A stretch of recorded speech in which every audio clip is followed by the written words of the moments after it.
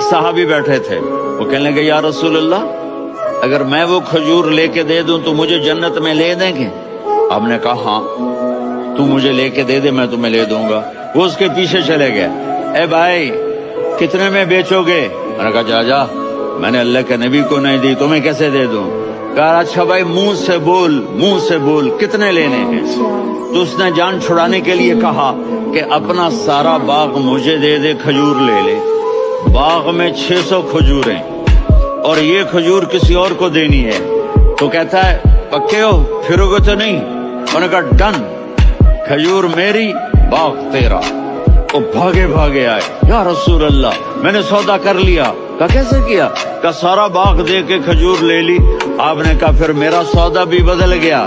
میرے ساتھی میں اپنی آنکھوں سے دیکھ رہا ہوں کہ اللہ نے تیرے لیے جنت میں ایک گھر نہیں محل بنا دیے۔